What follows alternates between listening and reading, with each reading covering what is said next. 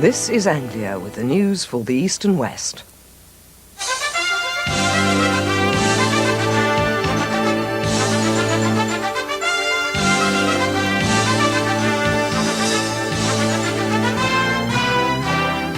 In Anglia News this lunchtime, Lord Brocket pleads guilty to a £4 million fraud.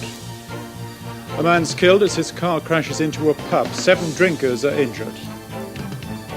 And why stealing a kiss under the mistletoe won't be so easy this Christmas.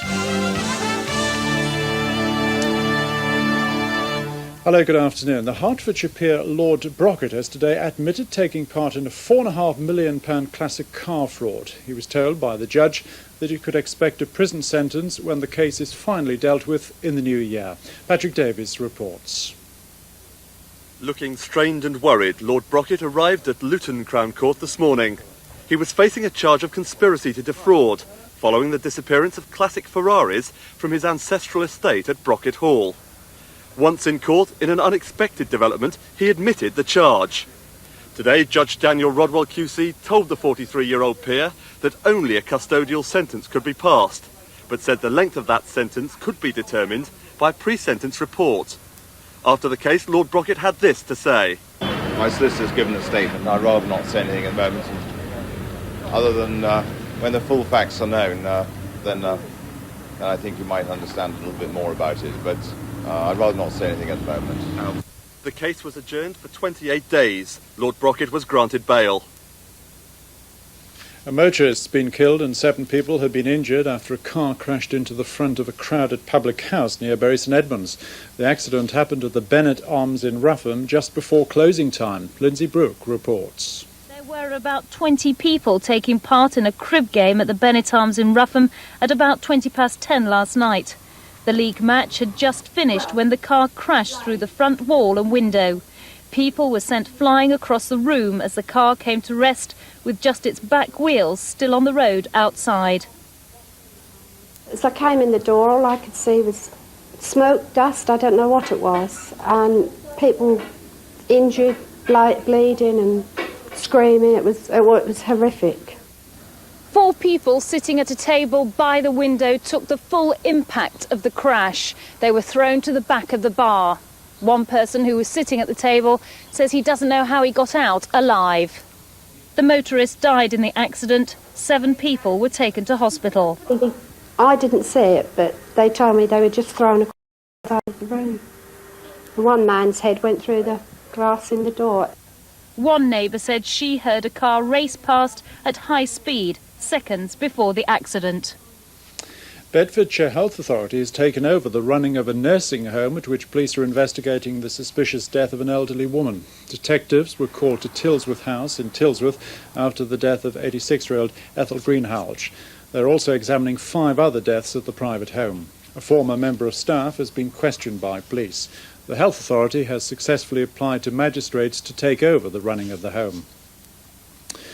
45 beds have been taken out of service at the Queen Elizabeth Hospital in King's Lynn due to a shortage of staff. Hospital managers say a combination of sickness, maternity leave and unfilled vacancies has reduced staff numbers by 200.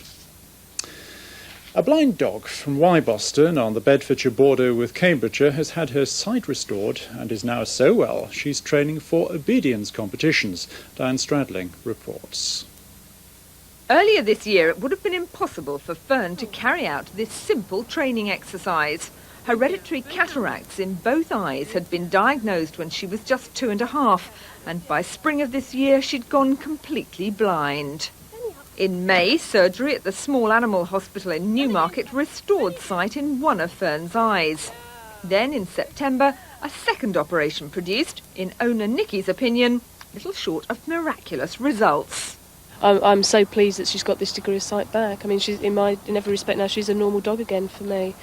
She can go out and have a good time, go out and have fun on walks and things like that, which is what it's all about at the end of the day. Last year, before she lost her sight, Fern had won her first novice obedience competition. Now she's back in training at her Wyboston home. And while Nicky admits she may not get to Crufts, she says Fern will always be top dog to her. Now, if you're hoping to steal a kiss under the mistletoe this Christmas, then a word of warning. There's apparently a shortage. Helen Grace has this report. They were once worshipped by the Druids as a cure for sterility, but now these succulent white berries are disappearing fast. There are fewer apple trees in the region for mistletoe to grow on, and conservationists say more and more mistletoe is being imported from France. There's always used to be a fair amount of mistletoe growing on old orchards, but of course the old orchards are now reduced in number, and because of that there isn't so much mistletoe. We're really afraid that in counties like Northamptonshire there's not very much left at all. The Wildlife Trust are appealing for people to let them know if they spot mistletoe growing so that they can calculate this decline. But for most Christmas revellers, a quick kiss under the mistletoe is an enjoyable way to observe tradition, no matter where that mistletoe is grown. And that's all for now. We're back with more news at 3:25 this afternoon. Too much mistletoe until then. Goodbye.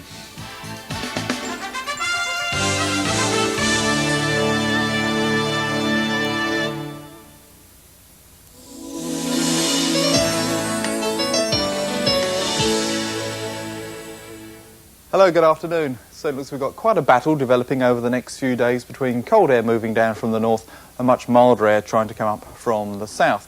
There's certainly going to be some rain and quite possibly still the risk of some sleet or snow, though the air is not quite cold enough for us to be totally certain that it will all turn to sleet or snow. But as I say, there remains that risk. I'll show you what's happening on the chart at 11 o'clock. We have this cold air already feeding quite some way down the North Sea, bringing with it some heavy sleet or snow showers. At the same time, this milder air is pushing up from the south, and it's marked by this weak front, at the moment relatively weak, but becoming more active all the time, along the south coast of the country. That's going to nudge it a little bit further north for a time, then push away, and then further frontal systems will be pushing up from the southwest on Thursday. We can see the battle on the satellite pictures. The colder Arctic air is shown by this showery area of cloud, which I say is pushing quite some way down the North Sea. That is very cold air indeed. At the same time, it's this layered cloud which marks the milder air, which is trying to push up from the south, but all the time it's being sort of pushed away as it runs up against that colder air. Now, the forecast chart for midday tomorrow shows this first frontal system having got a bit closer overnight, beginning to push away southeastwards as this ridge builds down from Iceland just for a time, because there are further frontal systems gathering down to the southwest, and they'll tend to nudge everything northwards again as we go into Thursday. It's on Thursday we've got particular problems, I think, as we may well find that as rain pushes up from the south, it does turn to sleet or snow in quite a few places. Back to this afternoon, with no snow around at the moment. It's a cloudy, grey, misty, very murky and quite miserable sort of day, with outbreaks of rain and drizzle, and if anything, I think the rain will become heavier and more persistent as we go through the afternoon and into the evening. The temperature's pretty steady at around about 4 degrees Celsius, which is 39 Fahrenheit, and very light winds tending to favour a northerly direction. So I think as we go into the evening and night, a lot of cloud around, some fairly heavy outbreaks of rain, particularly in the southern half of the area. And as that colder air begins to tuck in from the north, I think every risk that it will start to turn to sleet or even wet snow, particularly in the north of the region, and more especially up over the high ground in the far west. Temperatures falling away a little bit, not too low, around about 2 degrees Celsius, which is 36 Fahrenheit, and the wind's light northeasterly.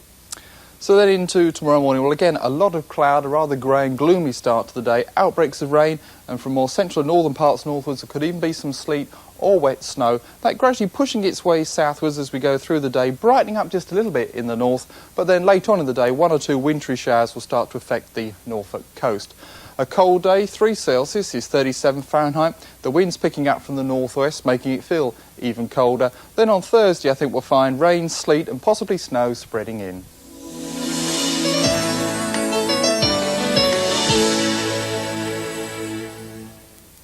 Imagine being in a family where somebody is missing. You are on their mind more than ever at this time of year. So do us all a favour, eh? And make your family's Christmas. One call could mean so much. Why don't you phone and let them know you're safe? A chance for families to reunite. Missing at Christmas, Friday at 9. To swim with a grey whale, Christopher Reeve follows his dream. Oh, this is great. Tonight at 9 on Anglia.